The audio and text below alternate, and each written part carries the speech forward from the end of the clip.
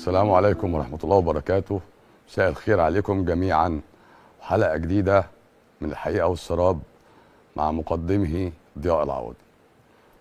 أينما تكونوا يدرككم الموت ولو كنتم في بروج مشيدة. الذي خلق الموت والحياة ليبلوكم أيكم أحسن عملا.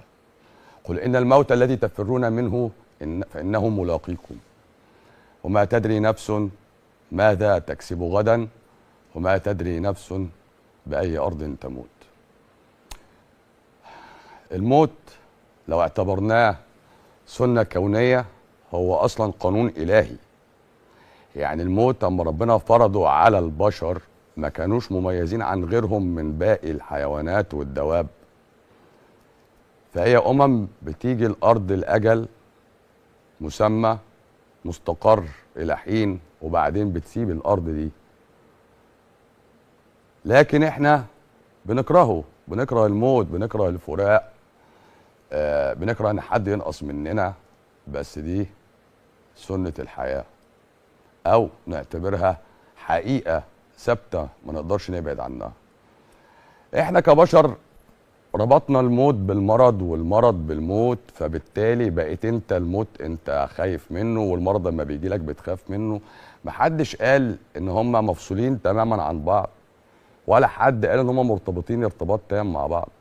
والدليل اللي هو موت الفجأة اللي بيحصل دلوقتي، اللي بيحصل بين الرياضيين والشباب السن الصغير، العشرينات او الثلاثينات. وبعدين القرآن بيأكد لك ان انت الموت مش هتعرف انت هيجي لك في انهي ارض ولا في انهي وقت. احنا اتفقنا ان هو ال الاجل ده مش محدد الزمن. هو انت معروف بس ان الاجل ده بينتهي. انت معاك من اول ما بتنزل عداد، والعداد ده عداد تناقصي. يعني كل يوم بيعدي على حضرتك بتنقص من بطاريتك يوم، فانت بتقرب كده كده من اجلك. يعني انت يعني موضوع اجلك انت كده كده بتقرب له مع كل يوم بيعدي عليك. فربطك ليه بوجود مرض بيتعالج منه او مرض مزمن ممكن يقضي عليك، لا هو انت كده كده مقضي عليك. يعني انت محكوم عليك اصلا بالفناء، سواء انت كفرد او انت كجنس.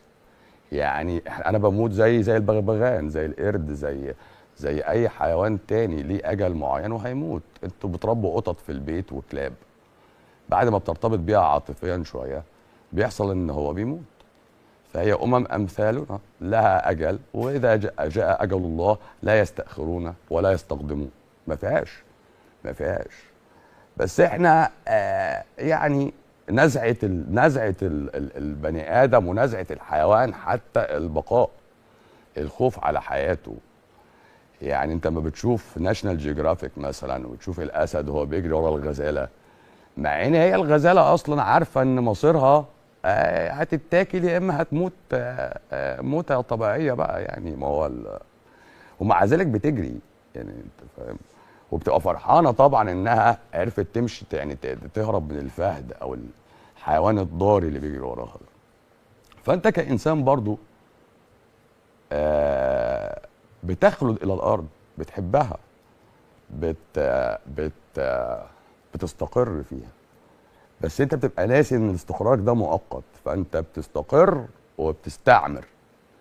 يعني مبدأ انت مخلوق ليه، فتلاقي حد يرد عليك يقول لك اعمر الارض. لا، هي الارض مش محتاجاك عشان تعمرها. يعني هي الارض انت جاي اضافه عليها. يعني لما تيجي تبص على الارض يقول لك ايه. يعني انا كنت بتفرج على يعني فيديوهات وحاجات توعويه كده. فكان مره اتفرجت على حد هو مشهور بس انا مش فاكر اسمه دلوقتي، هو مش مصري. فبيقول ايه، لو النحله اختفت من على وجه البسيطه الحياه تقف في خلال 6 اسابيع، والدبانه لو اختفت في خلال 4 شهور. طب الانسان لو اختفى، لا قال لك خلال 60 سنه ترجع الارض خضراء والانهار تجري بقى وما يبقاش في عوادم وخرم الاوزون يلم. فيبقى الانسان وجوده ما يعني موضوع تعمير الارض ده ما كلمه عليها استفهام. يعني ايه اعمر الارض؟ انا مش فاهم. اخضرها؟ هي اصلا كانت خضراء وما كانش فيها خرام في الاوزون، وكانت البيئه بتاعتها كويسه. يعني انا وجودي كان اضافه، اعتقد ما كانش اضافه كويسه قوي. فيبقى انت في حاجه تانية بقى، يبقى انت في حاجه تانية. اصل انا عشان خاطر احولك من كيان هيستقر في الارض شويه صغيرين وهيمشي، خلي بالك، ما هو انت مش هتكمل يعني. احولك من الكيان ده، اخليك مثلا ترس في عجله او ترس في مكنه، فنقول لك انت ترس في عجله التقدم مثلا. فاعتبرها ترس عمري في الافتراضي ايه؟ يقول لك وقت ما تموت بقى او تسلم معاك. لا، لا، ده تفكير الرأسمالي، ده اللي هو حولك انت عباره عن ترس جوه عجله تنميه او عجله تقدم، او انت مخلوق عشان تعمر. لا، اكيد في هدف تاني، لان التعمير لو انت اللي هتعمر ما كانش خلقك بقى مده قصيره كده، كان طول لك شويه المده على الارض يعني، وخلى الاجيال تبقى تعاقبها اقل لو هو في حاجه لتعمير الارض. يعني الكلمه دي برضو بتلفت نظري، يعني ايه اعمرها؟ فتلاقي برضو القران يقول لك ايه؟ يقول لك انا الذي خلقكم من نفس واحده وجعل منها زوجها، وبعدين يقول لك وانزل من الانعام ثمانيه ازواج، اللي هي الابل والبقر والغنم والضأن. ذكر وانثى، ذكر وانثى، فهم 8، وذكر وانثى بشر 19، 10 ازواج نزلوا بدورة حياة مستقلة بزرع في الارض. الحيوانات تاكل، احنا وهم هم ياكلوا الاخضر وبعض الحبوب، وانا اكل الحبوب وبعدين اشرب من لبنها، وبعدين استفاد من جلدها في ملبس ومسكن، سواء بقى خيم او احتماء من حاجه، استخدم عظمها وبعدين اكلها بقى في الاخر. فدي دوره حياه مغلقه معموله للانسان. تمام. عشان كده برضه تلاقي القران يحدد لك، يقول لك احل لكم بهيمه الانعام، يعني انت مخلوق تاكل حبوب ولحوم، فانت نازل الارض دي ليك دوره حياه مستقله. تعديك براها اصاب الدنيا بخلل على مستوى العالم، مش عندك انت بس، وكل شويه تحذيرات في جلوبال وورمنج، اللي هو مش عارف اقولها ازاي، اللي هي التكدس الحراري او الانحباس الحراري. وقالوا ان الانحباس الحراري ده حصل من الميثان اللي طالع من منتجات المزارع الحيوانيه اللي بقت بغزاره، والكربون دايوكسيد اللي طالع منها برضه. لان انت لما تيجي تحط البني ادم كمنتج للكربون دايوكسيد قدام مثلا البقره، لا انت ولا حاجه، انت 1/50، او قدام الخنزير مثلا. يعني الحيوانات دي بتنتج ميثان وكربون دايوكسيد بصوره اكتر منك، لانها بتاكل الخضار، والخضار ده بيبقى فيرمنتد جوه امعائها، فبتنتج في امعائها كميات كبيره من الغاز الطبيعي زي الميثان وكربون دايوكسيد. ودي كلها الحاجات الهيدروكربونز والكربون دايوكسيد، دول كلهم غازات دفيئه. يعني لما بتطلع على طبقات قليله من الهواء بتعمل لك طبقه عازله زي الازاز، تعدي الاشعه الضوئيه كالكترومagnetic، وتمنع الاشعه بقى الحاره، فانت تتحبس جوه فتتحر فتموت. فقام قالوا ايه بقى؟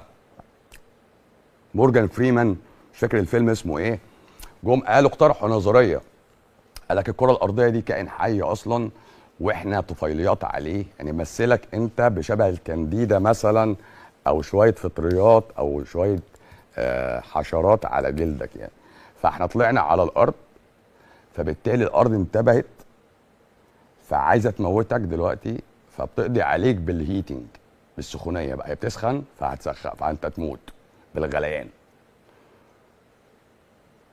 فكروني برضو بنفس القصه بتاعت كامو بقى وبتاعت سارتر والناس الحلوه دي، اللي هو قال لك احنا مخلوقين عبثي والانسان دوره في الحياه مش مفهوم. فتلاقي منهم شويه انتحروا وقال لك الانتحار هو الحل بتاع القصه دي، وشويه الحدوا وقال لك لا مش. وبعدين الفكره دي تطورت بقى، وصلت للفلاسفه المسلمين، فبداوا يفكروا برضو خلق الانسان فيه ايه، يعني هو ليه بيجي ويموت وليه متعاقب. وبعدين تيجي تبص تلاقي يوميا وفيات، يوميا مواليد، الناس دي جايه منين وخارجه فين رايحه فين. فتلاقي القران برضو يقول لك يعلم ما يلج في الارض، ما يلج في الارض وما يخرج منها. وبعدين يقول لك ما تنقص الارض منهم. يعني معنى كده ان انت في بنك من البشر او بني ادم، البنك ده احنا بننزل منه في الارض في صوره بقى نطف في ظهور الرجال، بتخش في ارحام النساء وتبقى بني ادمين بقى، وبعدين يطلعوا تاني بقى ناس بتموت تاني بقى. ففي قرون سابقه مشيت، احنا مش عارفين الناس دي راحت فين ولا عارفين. والانسان اتخلق ليه بقى بالمنظر ده؟ وبعدين احنا مش بنتكلم في دين على قد احنا بنتكلم في فلسفه واقع. ما هو انت خلي بالك، الناس اللي ضيعت حياتها في فهم الفلسفه دي ما كانوش بيهزروا. هو عايز يعرف احنا فين، احنا بنعمل ايه في الارض. طالما انا ميت زي القرد، زي الزرافه، زي الحمار مثلا، ما هو الحاجات دي كلها هتموت. انت ايه فرقك يعني؟ فهو انت بعدين انت شايف نفسك احسن منهم. هو طبعا جه داروين ضرب القصه دي في مقتل، قال لك مش احسن منهم، انت متطور عادي. مع ان برضو الحته دي فيها مشكله. يعني ازاي انا بتطور من القرد والقرد بيحس بالزلزال قبلي؟ يعني هو بيحس بالحاجات قبل ما بتحصل، انا ما بعرفش. انا ما بعرفش غير بعد الاهتزاز ما يحصل. فالقرود والحيوانات التانية والطيور بتبدأ تتحرك من اماكنها قبل الوقائع دي، والعلماء ما عرفوش ازاي. فانا ازاي متطور عنهم؟ لا انا بس معدول، يعني انا منتصب، جسمي منتصب. هما بيشوفوا حاجات انا ما بشوفهاش. الخفاش عنده التراسونيك ويفز، بيعرف الحاجات في الضلمه، واحنا خدنا منه السونار اللي بنكشف بيه على الحالات بتاعتنا. طب اشوف كليه، اشوف كبد، اشوف، ده سونار، ده خفاش. والتعبان بيشوف بالانفراريد، بالسخونيه، يعني يشوف المجسمات. والحيوانات بيرسم لها شكل بالسخونيه بتاعتها في الجو. يعني الحاجات دي، الكائنات دي عندها امكانيات بتفوقني انا كبني ادم. لا هجيب سرعه فهد ولا قوه اسد ولا الحاجات دي. بس انت شايف نفسك مميز لان انت ممكن تستعمر وتبعدهم، ممكن تحط بجماعات وتقضي عليهم. فانت كونك قدرت على الحيوانات دي او الدواب دي، او سخرتها او روضتها حسب التعبير. في ناس بتربي اسود في البيت يعني عادي، وبيطلعوا في الفيديوهات. فانت معنى كده ان انت على قد قوتها انت قدرت تروض، فانت شفت ان انت مميز. التمييز ده بقى اكيد ليه سبب، بقى ليه خلفيه. بقى احنا عايزين نعرف احنا مميزين ليه، بالرغم ان انا في كائنات شبهي يعني القرد والخنزير والفار 96 فاصل حاجه في المية تشابه جيني، الجينيتك ماب، الخنزير والفار والقرد مع الانسان. عشان كده التجارب بيعملوها على الفئران، والخنزير فكروا ان هم يزرعوا قلب الخنزير في الانسان. فمعنى كده ان انت يعني تشابهك مع حيوانات تانية على نفس الكوكب موجود. فاحساسك ان انت مميز ممكن يكون احساس فيه فالسز، او يعني حاجه فيها اوفر استيميشن. انت قدرت قوتك بشكل مش صح. وبرضه انت مش موجود عشان تعمر زي ما قلنا من شويه، ولا تستعمر، لان هي كده كده لو انت عندك ايمان باي حاجه انت عارف ان الارض كده كده دي هتخلص. سواء بالعلم اللي انت بقى بتدعيه ان هو هيحصل بيج كرانش بقى والكون هينهار على نفسه زي ما انت بتقول، زي ما بيتمدد دلوقتي وانت مش عارف بيتمدد ليه. فانت بتقول هو بقى هينهار على نفسه، فهو هينتهي. ولو انت مؤمن ان في يوم قيامه فهو هينتهي، ولو مؤمن ان انت هتموت فهو هينتهي. فانت دورك كده كده منتهي. واحنا عايزين نعرف انت دورك ايه بقى. يعني طالما انت كده كده يقول لك انا جاي اربي ولادي كويس، لو الموضوع هيقف على ده تناسل، معلش بقى يعني، فهو كده يبقى مش فرض عين عليا. ما هو انا لو ما خلفتش في غيري هيخلف، يعني انا بقى قاعد مطمن. ما احنا لو انا هحافظ على النسل، لا الحمد لله البشر بيكتروا اصلا.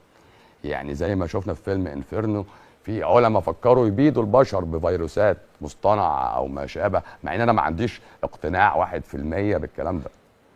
يعني ان انا اموت حد بفيروس، لا، لازم الفيروس ده يتاكل يتحقن، لازم يخش الدم.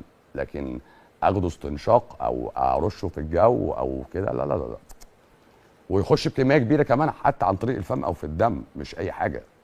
يعني الطاعون اما انتشر عشان الطاعون ده فار عض انسان، فده خلاص ده حط له السم جوه الدم دلوقتي. والكوليرا اتاكلت، فدي دخلت الامعاء بكميات مهوله وما بقتش تدي فرصه جسمك فرصه يقوم منها. ف موضوع ان هم عايزين يقضوا على بشر ويقللوا عددهم، طبعا في الحاجات دي كلها ونظريه المؤامره في الحته دي اتكلموا فيها في افلام كتير ودراما كتير، وخدت حيز كبير من تفكير الناس. بس برضه هو ليه؟ هل بنتخانق على موارد؟ هل بنتخانق على اكل؟ طبعا هو ده التنافس، هو ده التنافس. قد خلقنا الانسان في كبد. القرد ممكن يعيش حياته كلها ما يقابلش التعب النفسي اللي انت بتحسه، هو بس خايف من الاسد ياكله، ولو حصل مشكله في المنطقه اللي هو فيها ياخد الشله بتاعته ويمشي. ولو مراته الاسد كلها هيتجوز واحده تانية بكره. القرد عادي خالص يعني، او هيكمل، وبعدين هو ما بيبقاش متجوز واحده، هو كذا واحده مع القبيله بتاعته، وهيتحرك من مكان عادي، هيدور وهيسعى في حته تانية، فهو ده فاهم. لكن بقى لا همه هيجوز الصغيره دي ازاي، ولا الكبير ده هيديله دروس في ايه، ما عندوش دي. طب انت عندك بقى المشاكل دي، طب حياتك كده بقى فيها يعني حاجه، فانت مكبل برقبتك من هنا، يبقى في حاجه تانية انا المفروض اعملها. فانا المفروض ما تنساش ان انت موجود هنا عبد ليك اله، عبد ليك اله، مش ترسف مكنه انت. والعبد والاله ده هيحاسبك، يعني الاله هيحاسبك على شويه اللي انت قعدتهم وانت مؤمن بده. فقال انا يعني نازل بصحيفه بيضه، نازل اجمع حسنات بقى واتجنب مشاكل. يعني انا في الاخر هلاقي ورقه صح وغلط، انت عملت صح انت عملت غلط، فانت مثالي، فانت هتخش الجنه مثلا، ولا هو في سبب تاني انا موجود ليه هنا؟ ولا هو القرآن نسي أو الديانات اللي قبل كده ما قالتش مثلا إن أنت موجود هنا بسبب خطيئة أنت عملتها زمان وكلت من شجرة محرمة، فأنت نزلت هنا عقاب، والعقاب ده فيه ورقة أنت معاك بالسجن المؤبد في النار مخلد. كويس؟ بس الورقة دي مؤجلة، الورقة دي مؤجلة، يعني أنت معاك حكم صادر خلاص، حكم صادر. ولولا كلمة سبقت من ربك لكان لزاما وأجل مسمى. علشان كلمة سبقت من الرب فأنت هنا النهارده لأجل مسمى. مفيش عذاب هتتعذبه دلوقتي على غلطة هتعملها، مفيش. بس السجن المؤبد ده انت هتتعزل فيه هنا شوية في سجن جماعي مع مساجين شبهك، وبعدين هتتسرح منه على سجن تاني لحد يوم البعث بقى، سجن تاني الانفرادي بتاعك بقى. فانت كده كده لازم تكون فاهم انت نازل هنا مش نازل تهزر، ولا نازل تبقى ترس، ولا نازل تلم فلوس.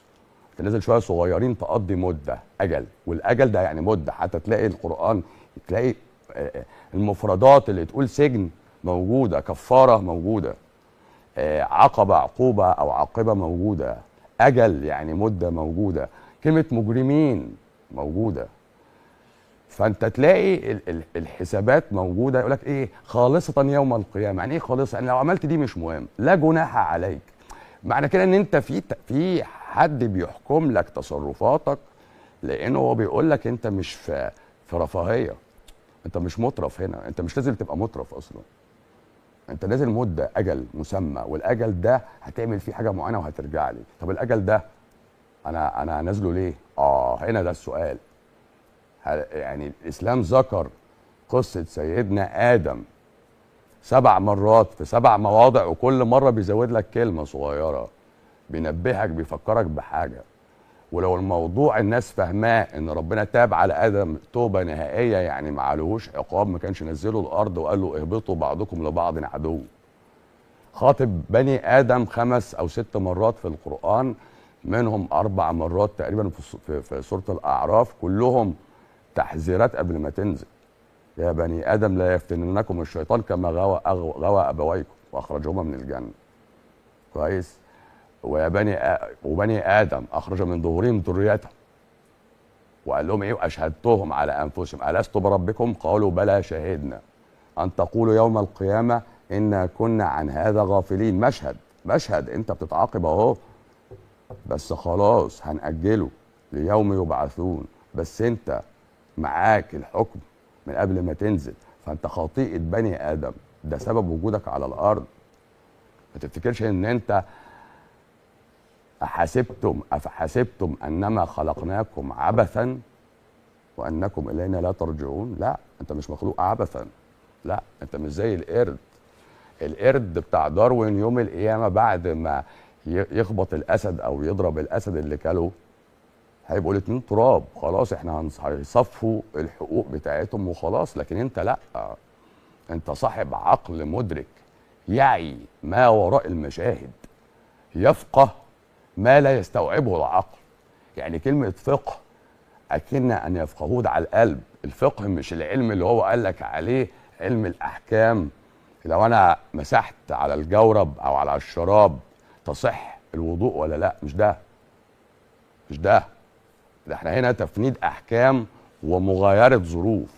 فده مش محتاج فقيه، ده محتاج واحد يفهم أو يتعلمها. عشان كده كلمة فهم اتذكرت مرة واحدة في القرآن، ففهمناها سليمان.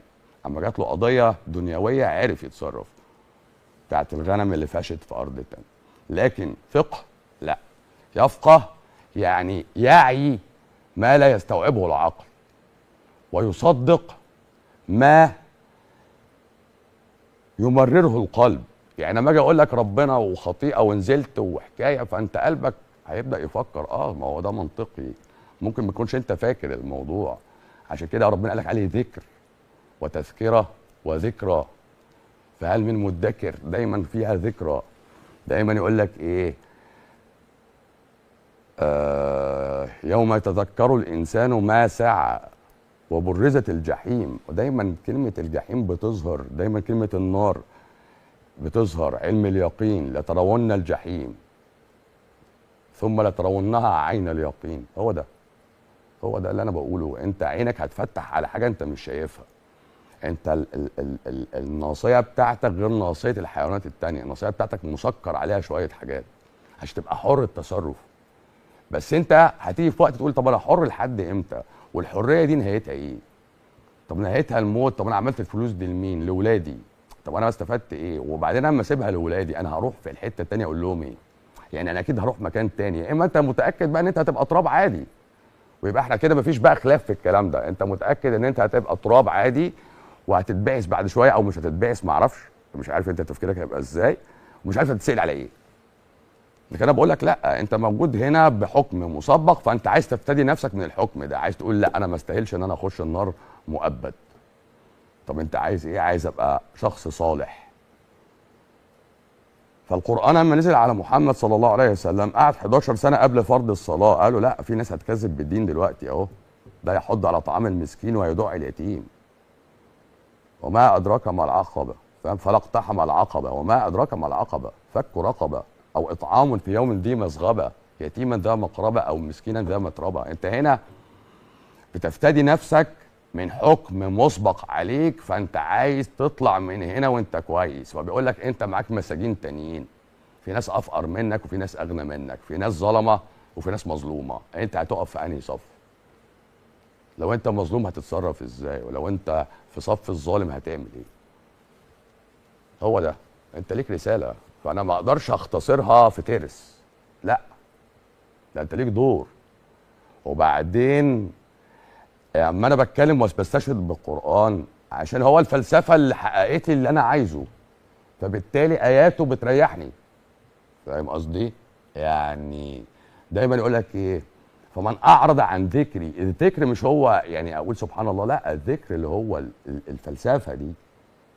الفلسفه دي هي دي. انت موجود هنا عشان كده، اللي هي الذكر اللي هو اجابه السؤال انا هنا بعمل ايه. هو ده الذكر.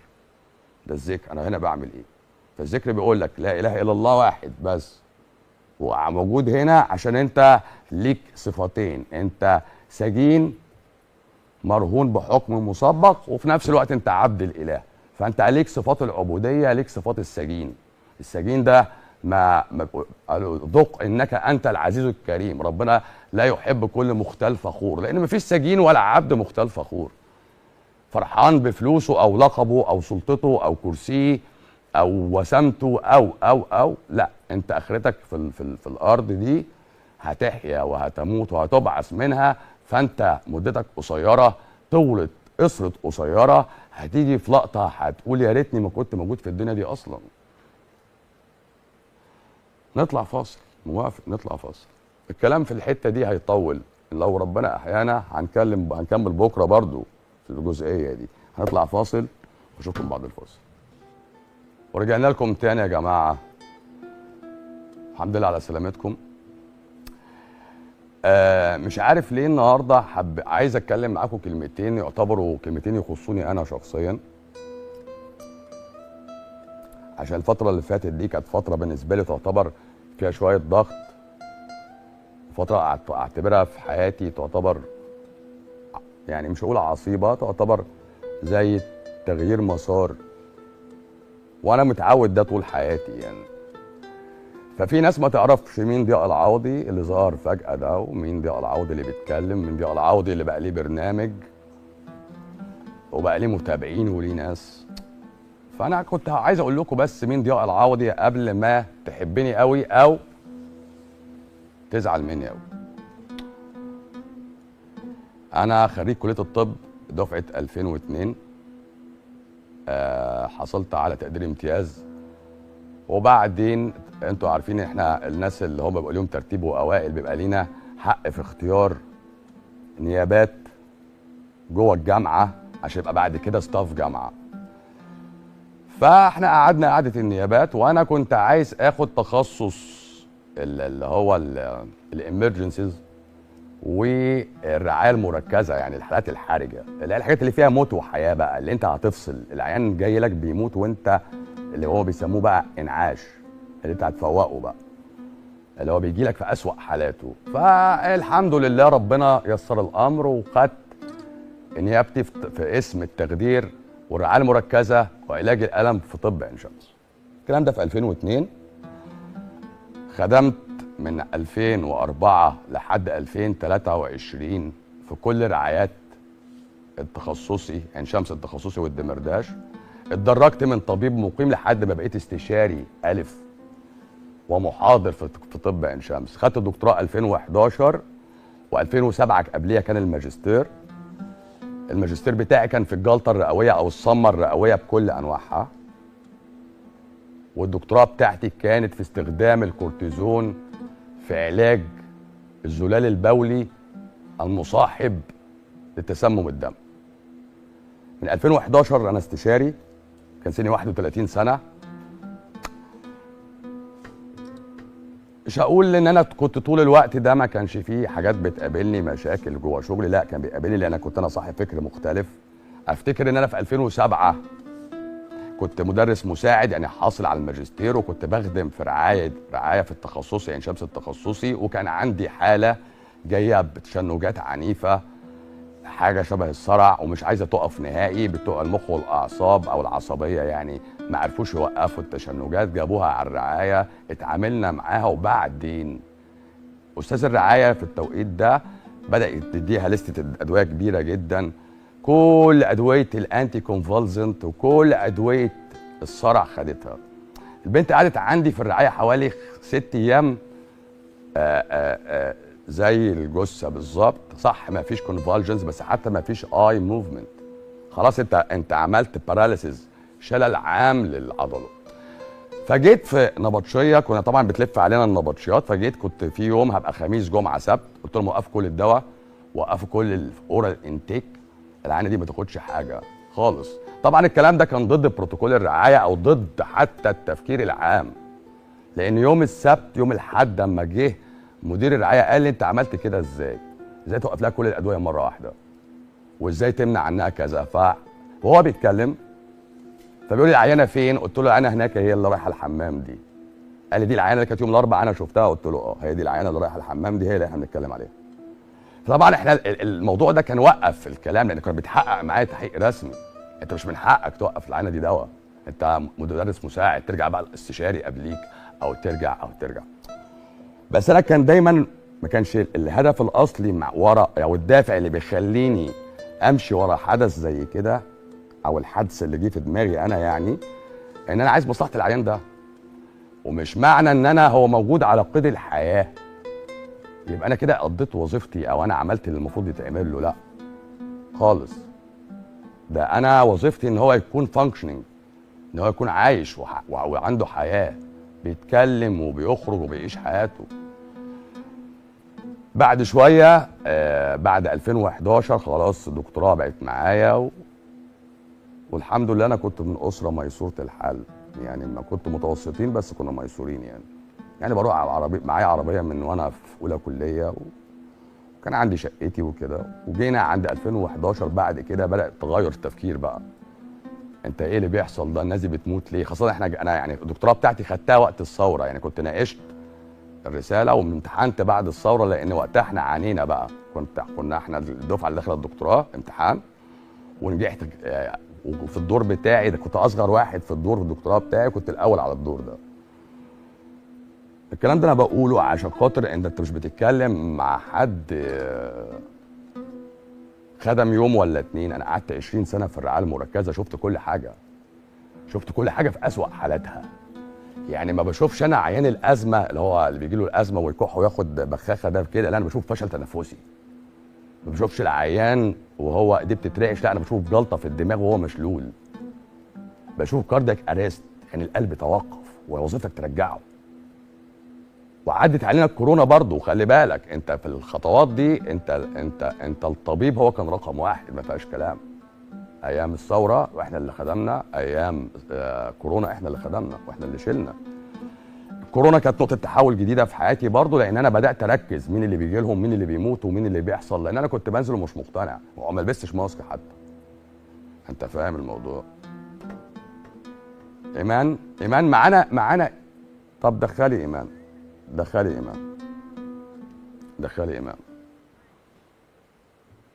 السلام عليكم. وعليكم السلام ورحمة الله. ازيك يا ايمان؟ عامله ايه؟ الحمد لله رب العالمين. اخبارك يا ايمان؟ بخير الحمد لله والله، بفضل الله وفضلك ربنا يصلح حالنا وحالك يا رب. ونعم بالله. يعني بفضلك لا انا مش عايز اسمع، مش عايز ده. انا عايز على فكره ايمان يا جماعه، حاله زرع الكلى اللي وقفت العلاج مثبطات المناعه بتاعتها من سنه وشهرين يا ايمان، صح؟ تمام. البروجراف والمايفورتك مش كده؟ مايفورتك وبروجراف موقفاها بقالي سنه واكتر من سنه بكتير. طب كويس. احنا اول ما جيتي لي احنا كنا بناخد ادويه تانية غير ادويه الكليه يا ايمان، صح؟ طبعا. كنت بتاخدي ايه يا ايمان؟ ادويه معده انت كان عندك مشاكل تانية قبل موضوع الكليه ده، صح؟ ايه معدتي بس. طب وكان موضوع عينك كان فيه ايه؟ المشكله ايه؟ انا عشان مش فاكر. عينيا كان عينيا كان في عندي عينين اتطفت. من ايه؟ اتطفت من ايه العين دي؟ هم قالوا لي من السكر يعني كان عندك سكر وعندك ادويه تانية كنت بتاخديها قبل ما تعرفيني، مش كده؟ احكي أيوة. يا ايمان الكلام ده. طيب ماشي. ده اللي انا عايز اسمعه من حضرتك، عشان خاطر احنا دلوقتي معانا حاله قويه جدا ما اتعملتش على مستوى العالم. لا انا دي زرعه كليه من سنه، زرعه كليه من 2012، صح؟ من 2012. كويس قوي. ومن قبل الكليه ما تتزرع حضرتك كنت بتاخدي ادويه سكر وضغط وحاجات كده، صح؟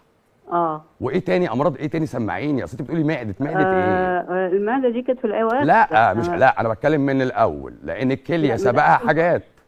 الضغط والسكر ده كان مزمن، وكنت باخده ادويه، وبعد كده خدت انسولين، وبعد كده خدت ادويه بتاعه الضغط. حلو قوي. انا ما بدات معاكي وقفت لك ايه الاول؟ ادويه السكر والضغط والحاجات دي، مش كده؟ والانسولين والحاجات دي، مش كده؟ كل الادويه دي. كنت بتاخدي كام دواء؟ كنت باخد حوالي 8 ادويه. 8 ادويه اقراص غير ادويه الكليه. السكر والكلى والسكر والضغط وادويه القلب. والسكر كان فيه انسولين، مش كده؟ كنت باخد انسولين وكان جرعه عاليه. كنت بتاخدي جرعه كام؟ يعني كنت بتاخدي اللي هو الشورت اكتنج واللونج اكتنج، صح؟ لا مش فاهمه لا دي. يعني اللي هو الجرعه، اللي هو بتاخدي جرعه مسائيه ممتده المفعول وجرعه مع اه الوجبات. اه صح كنت باخد جرعه انسولين الصبح وبالليل. صح، مش كده الكلام؟ اه انا مش اه متذكر الكلام ده قديم. حلو واحده حلو حلو مخلقه، من ضمنهم واحده مخلقه. كويس قوي. احنا وقفنا الاول الادويه دي كلها، وبعد كده جيت انا وقفت انا وانت قدام بعض على البروجراف والمايفورتك، مش كده؟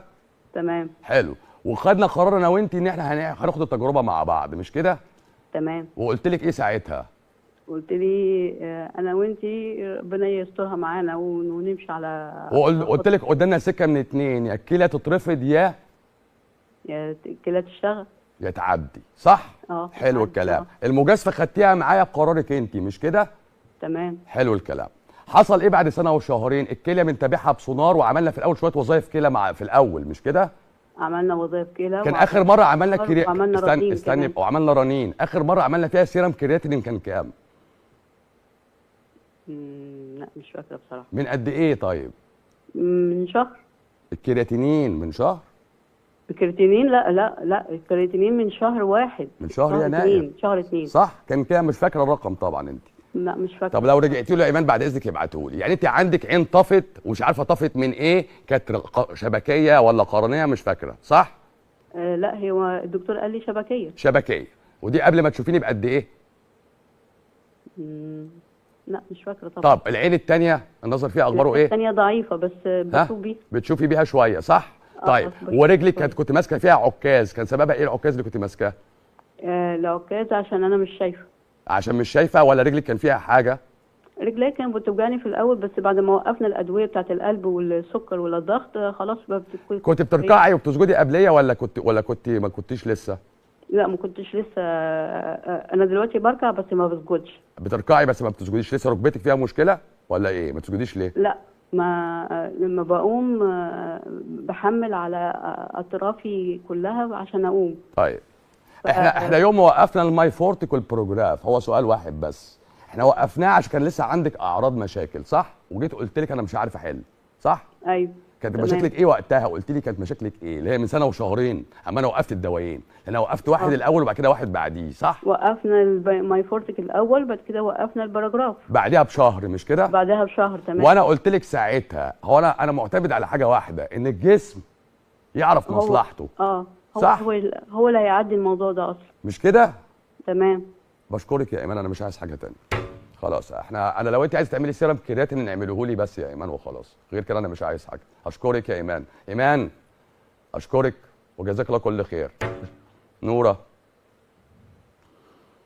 الو. ايوه يا نوره. يا دكتور ازي حضرتك؟ اهلا بحضرتك.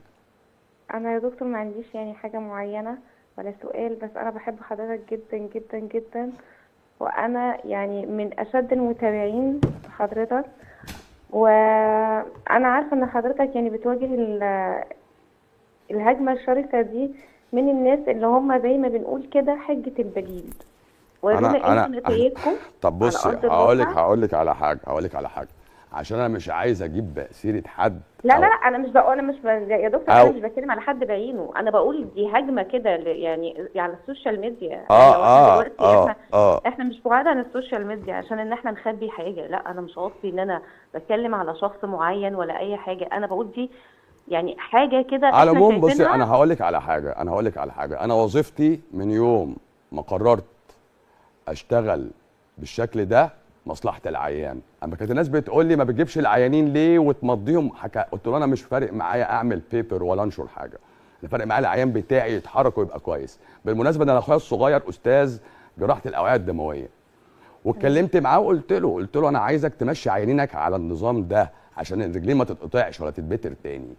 بس اختلفنا بقى، وده سبب ادعى يقول لك ان مش كل فكر هيتسمع هيتصدق. انت من حقك تفند وتفنط وتمرر اللي يعجبك، واللي ما يعجبكش ما تمرروش، لكن تهاجم من غير ما تبدا تفكر الراجل ده بيقدم ايه، هو ده اللي احنا مش عايزينه. انا بشكرك يا نوره والله، وميرسي ميرسي ميرسي على يا دكتور احنا ده اقل حاجه احنا ممكن نقدمها لحضرتك، يعني احنا شايفين على ارض الواقع، احنا مش بنتكلم يعني مجرد كلام كده، او احنا ناس مش موجوده او ان احنا بنطلع مثلا هم جايبيننا والحاجات اللي بيقولوا عليها ديت، لا احنا شايفين على ارض الواقع. طب انتوا طلعوا نتائجكم بقى كده ورونا. لا هم ما بيعملوا حاجه غير ان هم يشتموا ويتكلموا. انا قدمت راندمايزد كنترولد ترايل، اقوى دراسه على وجه الارض لحد النهارده، البابليستي بتاعتها على مستوى العالم. انا نشرت النتائج بالديسكشنز قدام البشر كلها.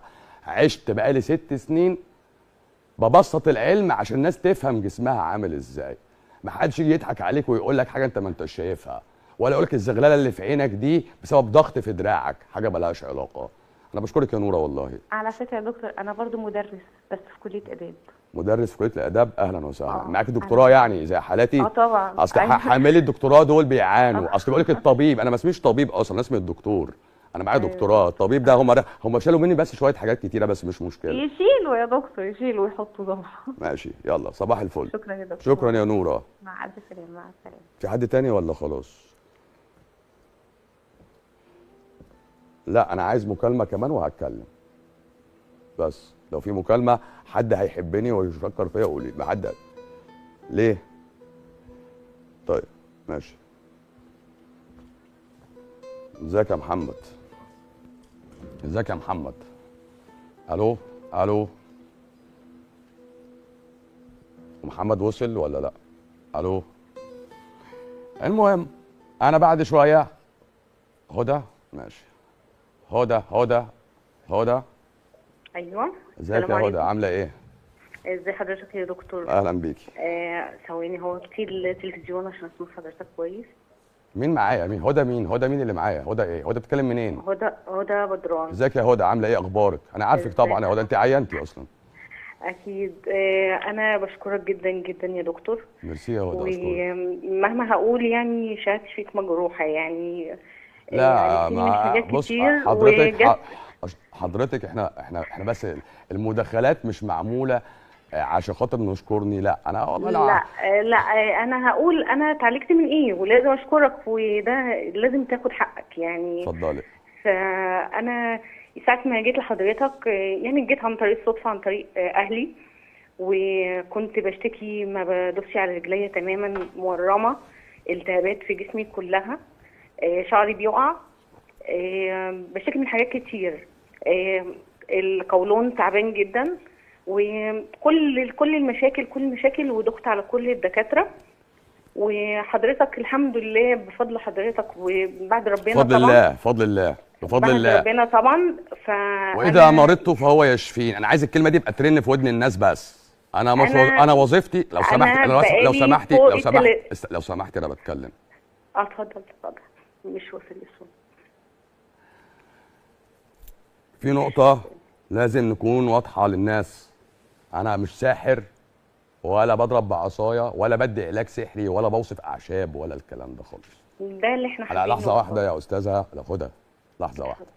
حضرتك معايا على التليفون، مستعجله اقفل؟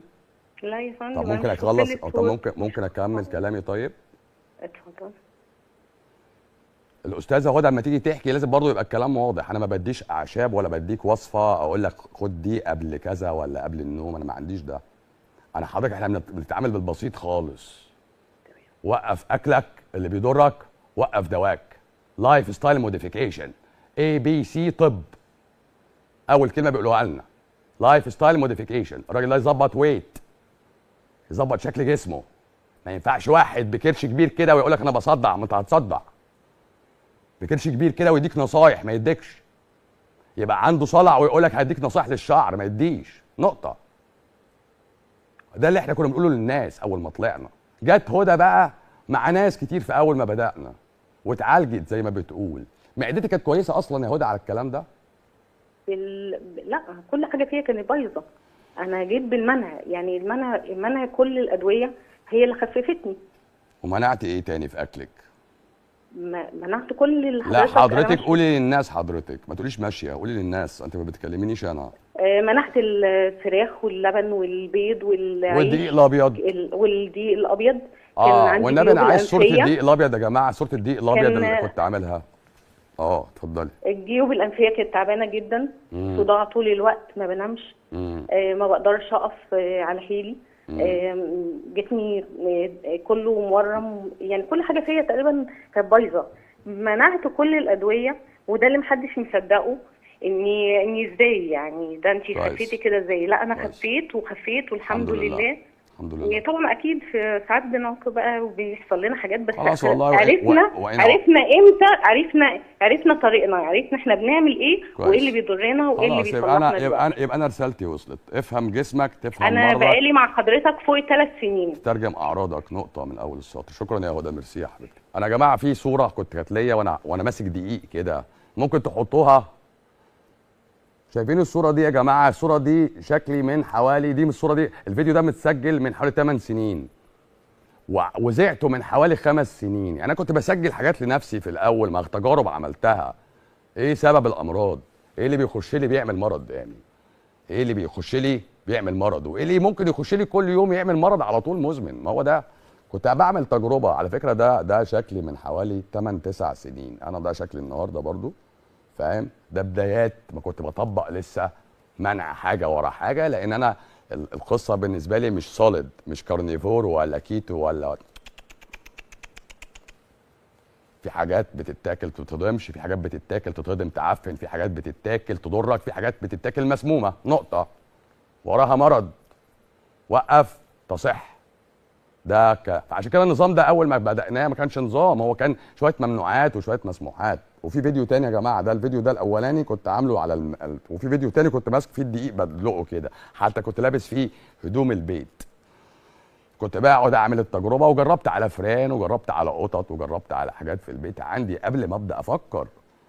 وبعد كده بدات انشر في اللي حواليا. كانت النسبه حوالي نص في المية. يعني اول واحد بدا معايا وكان مجبر كان الوالد الله يرحمه. بص وانا عمال اعصر في الدقيق هنا بوريك الدقيق ازاي بقى غروي، ازاي ممكن يجرح بطانه امعائك ومعدتك وتشتكي من الارتشاح بعد شويه. ما قلتش ان انا بزود اعمار، مش وظيفتي مش شغلتي، انا مش بتاع تزويد اعمار لونجيفيتي. انت بتجري ورا الحاجات دي، انا ما بجريش وراها، مش فاهمها اصلا. يعني ايه كل دي تزود اعمار؟ مفيش الكلام ده. ولا ترجع شباب. انت يا باشا حضرتك جسمك ليه عمر افتراضي هيقف بعديه، والنبي صلى الله عليه وسلم قال: ما انزل الله من داء الا وانزل له دواء الا الهرم او السام، الموت. الهرم اللي هو المناخوليا بقى، كبر وبعد عقل بقى لا يعقل شيئا. الموضوع كبير. انا بشكركم على حسن الاستماع. الحلقه كانت استثنائيه واليوم كان حلو.